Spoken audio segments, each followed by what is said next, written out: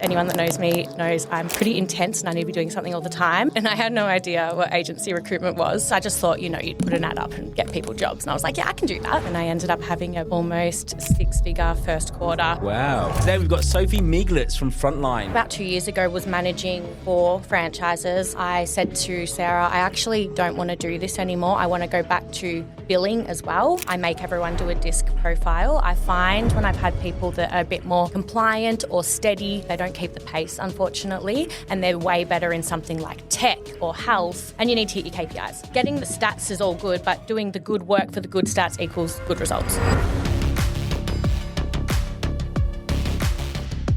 Welcome, Sophie. Hi, glad to be here. I'm looking forward to getting to know you a little bit, learning about your journey. It's been a good morning so far, having a few minutes before the podcast, so let's get into it. Let's go right back to the beginning. You've been in recruitment about 5 years or so now? Yes, 5 years next week. Amazing. Let's go back 5 years. Tell me about how you got into it. Well, I worked in retail in Melbourne and had gone through one lockdown and so didn't have a job, obviously. And anyone that knows me knows I'm pretty intense and I need to be doing something all the time.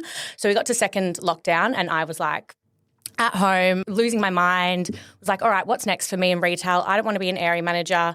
I'd just come off the back of hiring 250 casuals for, peak trade for the business I was working for, and was like, oh, maybe I'll do recruitment. And I had no idea what agency recruitment was. So you just thought about recruitment. It didn't come to you. Yeah, but I didn't know that agency recruitment is what it is. I just thought, you'd put an ad up and get people jobs. And I was like, yeah, I can do that. So I'm like putting my application through to like tech recruiters, blah, blah. And then where I'm from originally in Melbourne, there's this family called the Vocklers and everyone kind of knows who they are. And I saw this ad and it was retail recruiter Sarah Bockler was the hiring manager. So I called her and I said, hi, my name's Sophie. And she said, let's jump on FaceTime. And she's like, I like the look of you. Do you want to start next week? And it was easy as that. This was in COVID, right? Well, yeah. Then a week later, we went back into lockdown and Sarah said, I'm just going to get you started anyway. So the industry was closed for my first 2 months. But because I had that backing from the year before that we were in COVID, I wouldn't say sweet talked, but I'm going to use sweet talked my clients into preparing them for when everything opened. We knew it was going to be a boom. So I was like, let's get your teams onboarded now. Let's get them ready to go. So when the stores open again, you've got a ready to go team. And I ended up having a almost six-figure first quarter. I was going to say, weren't you Rookie of the Year? I did make Rookie of the Year. I think it was close to 70 placements in my first year. Yeah. And you just thought this recruitment thing's easy. Yeah, I was like, this is easy. I had my agency manager at the time got pregnant. So I ended up taking on her desk and I had almost 200 jobs on my desk. 200 jobs. I mean, you can't deliver, well, surely you can't deliver all those jobs. No. So how do you manage that kind of volume? It's just about being transparent, isn't it, right? So when I talk to a retail client, I get them to kind of give me their entire vacancy list in my region that I recruit for and say, I'm fee for placement only, obviously. So just give me your 10 jobs. And if I fill 30% of them, that's 3 that you don't have to fill. So just always transparent, every week giving updates, this is where we're at, this is what I'm seeing in the market, and just working with pace. Yeah. That's awesome. And you come across as the kind of person to work at pace. So were you always doing perm, or was it a lot of contract workers or temp kind of? I only have ever done perm. Perm, okay. Yeah. So do you remember your first placement? 5 days in, I'm teaching myself everything at home, and my boss, Sarah, God love her, she is very dominant, direct. She says, Sophie, I need you to make your budget this month. What are you going to do? And I'm like freaking out. So I have, they give me like 5 of the worst jobs, of course, and I'm going through what I've kind of taught myself in our database, find this guy, Rookie, give him a buzz, sort of talk to him about where he's come from. This business that I'm working with, it was kind of like more of like a heritage kind of Australian business. And he loved it. They loved him. And I actually placed with this business a few weeks ago and he's still in his role. Oh, amazing. Yeah. When did you realise you were pretty good at this? I think it was 3 or 4 weeks in. I had a pretty big forecast and what was it? About 100K. Nice. Yeah. We went through our forecast every morning and no one else in the team had that kind of result. And I was like, oh. And then I've never made a quarter under 100K sort of from there. And And I guess I was like, oh, this is pretty easy. For me. So 5 years in, you speak very fondly of the people who brought you into the business. Who would you say is the most influential person that has kind of brought you into the industry? I mean, it would be Sarah. She bought Frontline's first franchise back in, can we be saying this, 1998, which was Melbourne retail. She left and then she came back in 2021, the year she hired me. And she kind of taught me, I came into the business very, I'm just going to talk about the DISC profile for a second. I always talk about DISC. So I came in very influential in my approach to things, but that also meant that I cared a lot about what other people think. And she's taught me to become a lot more dominant. So now I'm like 60% dominant in the DISC profile, but it sort of has taught me a lot of resilience, a lot of just like your motivation comes from doing, just pick up the phone, just do it. She's really shaped you into this. She's really shaped me. Incredible. And she's also like, I'm a bit loose and a bit rogue, and I've learned kind of to be myself, and that brings results because people respond quite well to that, and that's what Sarah's kind of like as well. So you moved pretty quickly through the ranks with Frontline. So I think you said Rookie of the Year in your first year. You moved into an agency manager after about 10 months. Is that right? Tell me about that. How did that come about? Like I said before, my agency manager at the time, Bianca, she got pregnant, and there just wasn't really anyone else ready to go, and I was having these great results, and I think that's a positive, but can also be a flaw, that if someone's doing really well, they're like, oh, you should be a manager. So they threw me into the manager role, which was a bit overwhelming, I think, at the start. And that really grew as Sarah bought more franchises. She wanted me to manage more franchises. Eventually, she bought Sydney Retail, which is the founding franchise with Frontline. It's where everything started.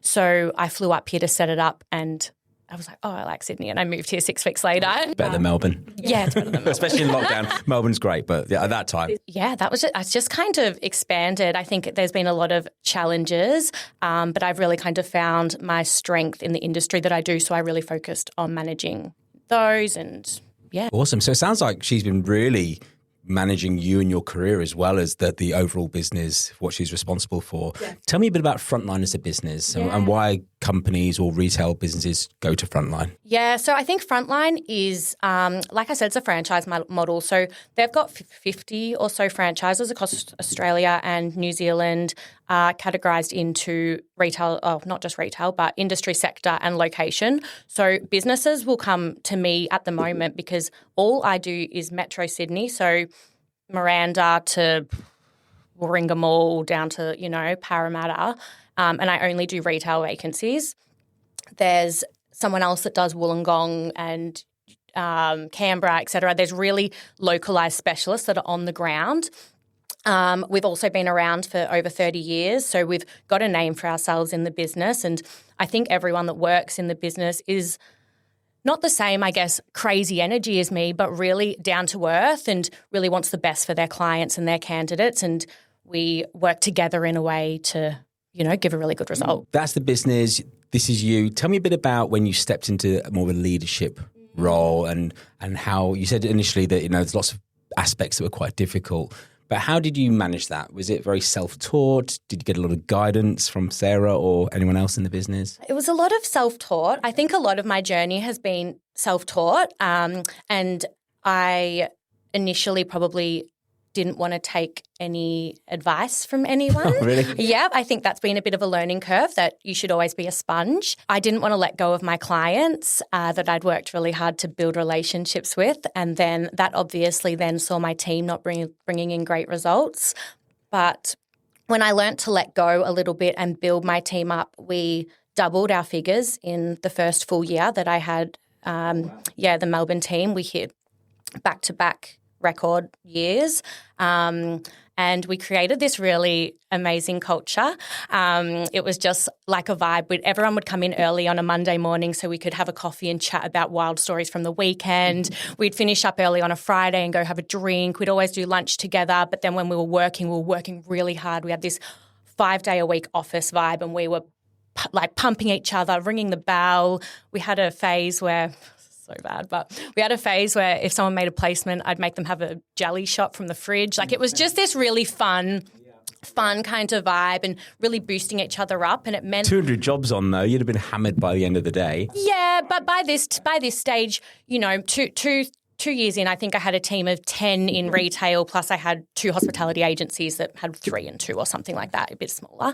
But it was just kind of this really fun energy. And when something bad happens, you know, you lose a huge placement, there was no storming around and leaving and wasting time because everyone would be like, oh, gee up, girl, let's do it again. Like it was just, I think that was something that was really great. But then obviously the market crashed after COVID and now we're back to the rebuild. Yeah. So let's talk about culture for a bit then, because that is so important because as we all know, everyone listening to this call knows that recruitment is a very up and down kind of emotional roller coaster.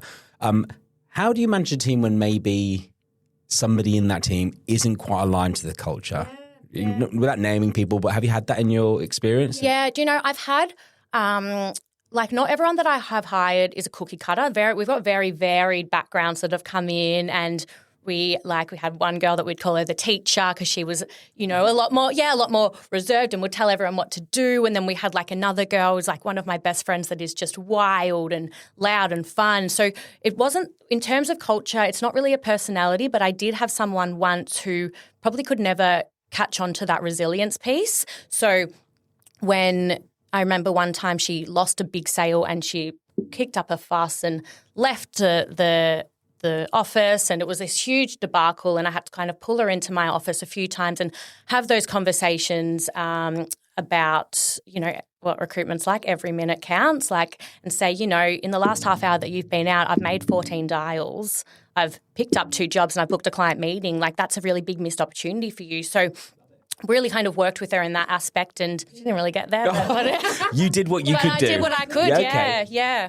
Running a recruitment agency isn't for everyone, but that's exactly the point. Most people who start one are great recruiters, brilliant on the phone, deep in their market, performing at the highest level. So naturally, starting an agency feels like the logical next step. But being a great recruiter and being a great business owner are 2 completely different skills. One is about placing people, the other is about building systems, managing cash flow, hiring the right team, and making decisions that compound over years. What got you to the top of the desk won't get you to the top of the business. The people who build agencies that last, that scale, that generate real wealth are the ones that are willing to learn a completely different game. We've helped over 100 founders make that shift from great recruiter to great business owner. And we don't just point you in the right direction, we back you with an entire in-house team across finance, marketing, branding, and partner success to make sure you actually get there. If you're serious about building something of your own, let's have an honest conversation.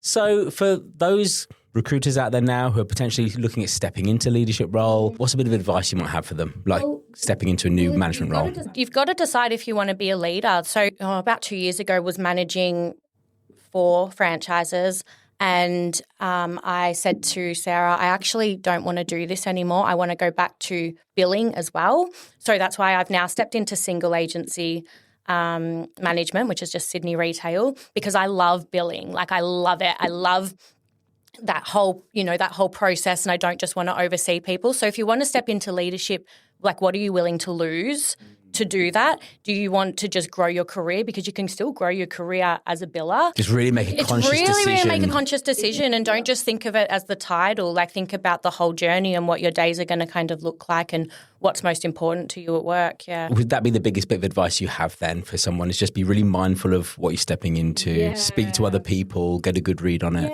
Yeah. And it's also, I mean, it's different businesses and different agencies are going to have that management role in a different way. Like when I was managing Melbourne retail back in the day with a team of, 10, I wasn't billing. But now I've got a team of 3, and so I can bill. So it works better for me that way. But it's just about finding what works for you and making sure you're making that right decision. So now that you've stepped back into a more hands-on with clients, with candidates, tell me about your relationships, how you kind of manage those. Have you got a vibe? And I kind of get the feeling you have. But tell me a bit about how your approach is, your philosophy of that. Yeah, so I love to have like a coffee and a yap. Obviously, I'm a talker, so I want to come and meet you. And obviously, if their office isn't in Sydney, I can't do it in Melbourne, so we've got to get on Teams. But I'd prefer to be in person, and I want to talk business for 2 minutes, and then I just want to know about the person I'm working with, and vice versa. Like, I really believe in abundance, and I think there's a lot of business out there, and I don't need the monopoly.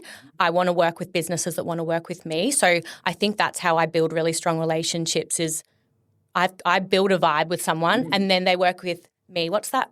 I'm so cringe, but that's saying people don't work with businesses, people work with people. Like, I really believe that, and that's how I build those relationships. And a lot of my candidates, like, come down to Bondi, we go get a coffee and go for a walk, and I tell them some crazy stories about my life. We'll get to that. Yeah. And some of my clients, like, I've got a client who was a franchise owner back in Melbourne, and he's loose as, wild guy, right?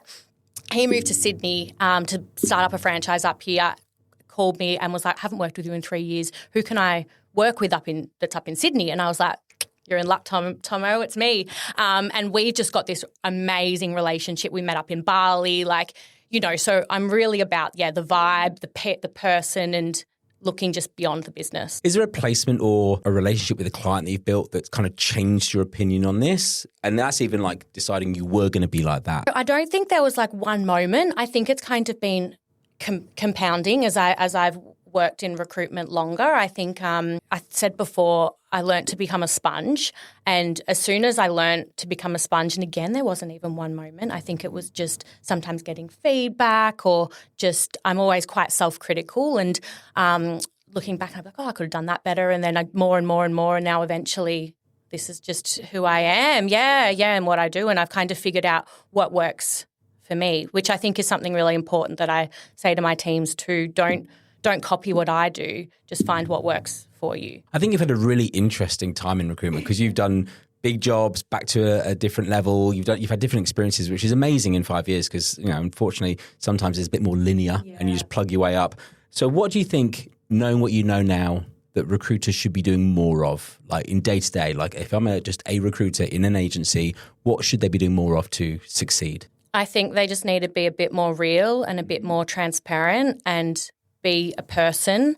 I think recruitment still has it can be a bit of a dirty word for some places. So, just be honest in what you're doing and the results will come, I think, Do you think, and I always used to think about this when I was in recruitment, I used to think about managing my own career like I would advise a candidate to manage their career. So after 2 years, I should be doing this and I should be pushing for this. Do you think that approach of trying to push yourself into different roles or let it happen organically? For me, it's all really happened organically. I'm actually at a bit of a crossroads at the moment because I've got a potential opportunity that's been presented to me by the business, and it's really now, this is probably the first time I've had to really sit back and be like, oh, is this something I want to do? Whereas most of the time I've been really lucky that I've been like offered these opportunities. I was offered to move to Sydney, and I think the only time was when I said, Sarah, like I want to step back and just focus on Sydney for a bit. But otherwise, I've been a bit lucky. Well, I think, it's kind of found you. It sounds like Sarah is working really well with you and helping your career. Are you almost paying that forward? Have you got people that you work with in that same way and you're trying to help them in their careers? Yeah. Do you know, we have someone in Melbourne who has been in and out of the business. She worked with Sarah back in the year 2000 again, sorry. Hey, I was working back then, so don't it's fine. But she left recruitment and came back, and then I said to Sarah, she's the one that should be managing Melbourne when I leave, and now she's managing and is on this growth trajectory. And then I guess now it's going to be in Sydney. If I take on this opportunity, that's kind of my next focus is who's going to be the next me. So I've been very particular about my hiring and the personality types that I'm hiring to really build that person into me. Going back to your career, like where you're going, where does that go from here for you? So I guess the next step for me with Frontline would be franchise ownership, which is what's being considered right now, and how I would do that and if I want to do that. I love billing and I'm nervous to step away from something I love doing, but I always want to do more. So that's probably would be the next step for me. But right now, I want to build this Sydney agency that I'm managing into what I had Melbourne as. So that's my biggest focus right now is to build a really high-performing team, really a bunch of retail encyclopedias like I am, and really passionate girls. Sorry, I love hiring girls. Damn it. Sorry. Just to kind of really be that go-to specialist in Sydney. So when I say that, I know I don't want every business to work with me, but I want to have a team of people so that if a business comes in and I don't vibe with them, maybe they want to meet my girl Liana and, In like leadership, you typically either inherit a team or you build a team. Building a team always is a bit more straightforward because they're ones that you build and create. Talk to me about your experience of either inheriting versus building and the challenges you found with maybe both, or tell me a bit about that. I've pretty much built all of my teams, which is I've been really lucky to do that. But I think some of the challenges is when I first was trying to build a team in Melbourne, I was looking at people's backgrounds that were maybe similar to mine and not realising that there was that personality difference. So now when I hire, I make everyone do a DISC profile. I find retail recruitment is very fast-paced. It's volume, what we do most of the time. And so you really do need to be a DI or an ID in a DISC profile. I've found when I've had people that are a bit more compliant or steady, they don't keep the pace, unfortunately, and they're way better in something like tech or health. So that's been a really crucial part of the hiring process. And then the onboarding process, it's really important to get in person. I work at the moment at home 5 days a week. And I'm going to be changing that come August. But that's just because I think it's so important for them to hear how I am on the phone, come to client visits with me, see it in person rather than me just, yapping at them through a Teams call or something like that. If someone's 2-3 years into their career, they're not necessarily a driver, that works for you, do you think that they should be searching out kind of cultures of teams to work for or companies? How should somebody use that information about DISC profiling for their career, do you think? Yeah, I think it's got to be a mix of things. I think the first is you want to be passionate about the industry you're recruiting for. I think that's part of how I've been so successful is I know retail inside out and I know everyone in the industry. And then the second thing is if you are really steady and compliant, is sales really the right job for you? I think, it's very competitive and I think that sometimes I've seen people lose that competitiveness if they are a little bit more on that side of a DISC profile. That said, they may still have the competitiveness. So do you go for something that's a bit more boutique? Do you go for something that's maybe more executive? So it's about finding that niche that really works for you and your personality and not trying to put yourself into an industry that demands maybe something that you can't bring. Because I know if I was put into tech, I would not have the same. You don't understand any of it for a start. Yeah. What? Well, that's a really important thing. People who niche into certain areas. Now, I think for you, it was very logical because that was your background. Yeah. But if someone's going into recruitment, hasn't really developed a niche at that point, where do you go from there? Is this maybe stuff you're just passionate about? Well, I don't think it needs to be passion. I think like when I was interviewing for different places, I interviewed for tech and I've actually been had Sarah's going to kill me. I've had like construction recruiters that worked in not in my business, but in the office that I've used to work for that tried to get me to come across them and they said, you would be great at construction. And it was definitely something that I considered because the fees are triple what they are in retail because they're like, your personality great, the tradies would love you. And I'm like, yeah, I bet they would. But I guess I have had the conversations with different industries and you can feel that vibe when you're talking to someone that is a tech recruiter and be like, oh, I can't see myself doing what you're doing. But, maybe they would talk to someone in health and be like, oh, like what you're doing is really, it's really great for people. And that's something that I'm passionate about. So it's about really, having conversations with people in the industries and finding what's your match. You mentioned something there about obviously fees being higher in different areas versus retail. If you were to do it again, and Sarah, cover your ears, but would you do the same industry, do you think? Or do you think you'd probably look at something else? Because you can do recruitment and do recruitment well now. Would you look for something that's bigger fees? Not really. I think like retail is something I'm quite passionate about too. I think it's a weird thing to be passionate about, but I just think I have so many amazing experiences from when I worked in retail for 15 years, right? So I got so many experiences from there, from working with great people and once I worked with this girl and she was studying law and she just had like the best personality. And now she works in Mecca's head office because she worked through retail and realised that what am I doing? Law's not for me, and has figured out how to build a career in this industry that sometimes people look at like, oh, it's entry level, blah, blah. So I still am so passionate about it. I think it would have been interesting to go into construction, but it's just not something I care about. So I would maybe be driven to make get the results, but I wouldn't be as driven as something I'm as passionate about as retail. So I want to kind of get into not confessions, but just talking a bit about, get a bit more personal in terms of kind of the best advice you've got in your career from anybody, or just something that kind of is unique to you, do you think? A few years ago, we had some high up guy from the US that was talking about this learning thing called like the D profiles or something. And D1 means you don't know what you're doing. D2 means, you could figure it out. D3 means, yeah, you're all right. And D4 means you're perfect. And we're on this call with everyone in Australia and New Zealand, and I'm a year in, cocky as, I'm just one rookie of the year, And he's like, all right, client visits, who thinks they're a D4? And I was like, me. And then he was like, all right, how many client visits have you gone on? How many of them have you converted to a new contract? How many of them have you converted to a sale? And I was like, oh, maybe I'm not as good as I think. And I think that was kind of maybe, I said before there wasn't a turning point, but maybe there was. That was maybe the point that I was like, well, there actually is a lot more to learn. And now I actually don't think I'm a D4 or amazing at anything, because I can always get better. So I think that's probably the best advice, is like you can keep learning, yeah. Do you have anybody in like your team or teams in the past that have been like you? Yes. How did you manage that? I had someone, she was having a belter month, like six-figure month, which in retail is pretty rare, to be honest, yeah. And I was like, this is great, like go girl. What's on the pipeline for next month? And she's like, I don't have time to do BD. When I had 200 jobs on my desk, I still did BD. So I was like, you need to keep doing it. Got to the end of the month, hadn't picked up a new role. Next 2 months, didn't make a sale.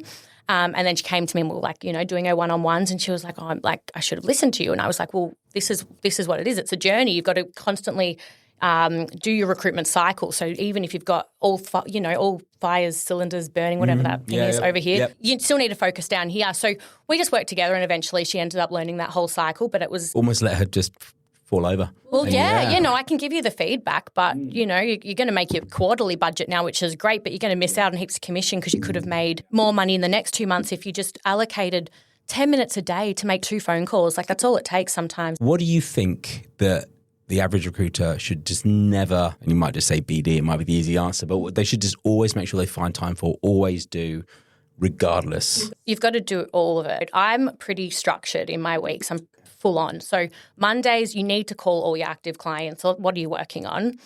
Tuesdays, Wednesdays, Thursdays, you need to be downloading new profiles. You need to be connecting with new people. I say 20 to 30 a week because I obviously am doing volume. You need to be doing BD every day, an hour a day. And on Fridays, you need to make sure you got nothing open for the weekend. Like that's my non-negotiables. And if I miss one of those things, the next week I'll see it, my desk will fall apart. And you need to hit your KPIs. But I never miss my KPIs, and that's why I always have getting the stats is all good, but doing the good work for the good stats equals good results. I get the feeling from you that you would always get your BD done. So I want to talk about BD actually, because it's so important. It's never changed, hasn't changed since the 2000s when I started in recruitment. But how do you BD? Like, is it always calling? Are you using LinkedIn more? Because the world does change and things have changed. When I was in recruitment, it was just get on the phone.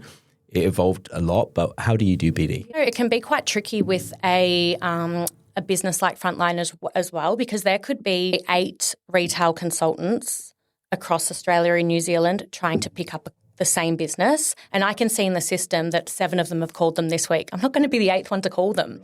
I don't believe in spam BD. I never, ever will copy and paste an email, a copy and paste seek insights. That's just so not my style.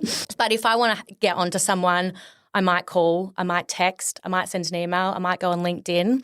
If I'm having like a slower month in terms of roles coming in, I might allocate 3 hours where I'll print out all my, I love a printout, old school, print out all the numbers and just dial. I think I said before, in that half hour, I always track my hours and my half hours. 14 calls, 2 jobs, 1 visit. That's pretty standard. A day? Well, if I need to do a dial like dedicated hour or half hour, I'll always get those kind of results from it, like every time. And just being consistent. And most of the time, I mean, I pick up 10 plus jobs a week without even really doing that much BD because I'm so consistent with it and I just stay in touch and I'm like, oh, hey, babe, how's the boyfriend? You know, like, yeah. So, confessions. We can keep it kind of PC. Yeah. But is there any confessions you're aware of, heard in your time, any confessions that you would make? And it can be anything. Oh, okay. What have We do two. Do you do one that we can actually air and one that you can tell us when we turn it all off? I think I've been guilty in the past of not telling my colleague that my candidate was on offer so that I could try and get the offer over the line in the background. This year, the candidate ended up getting the other offer and took the other one, but so that didn't work out. That's fair enough. That's a little bit of internal competition. Okay. That's very nice. That's a good one. Yeah, it's not that that's bad, all right. yeah. Final piece of advice for people out there. What's something you want people to be walking away from this episode thinking in their day-to-day in recruitment, how to aspire to be a good leader, become Rookie of the Year, just something that you can pass on? I think just plan your day, work with passion, have some energy and just get it done. And when you're not feeling motivated, just do it anyway. And then half an hour later, the motivations come. Love it. And where can people find you? How would they find you to work with you as a candidate, as a client? What's the best way to get in touch with you? Add me on LinkedIn, I reckon. That's probably the best. Don't text me because I've got 500 unread text messages. Oh, you're one of those. Add me on LinkedIn. I post a selfie a week. You'll know what I'm wearing and what I'm doing. And I get back to every DM within 6 hours, I'd say. Well, Sophie, it's been intense. It's been great. But thank you for sharing your journey. It's been great to meet you. Thank you for joining us. Thank you.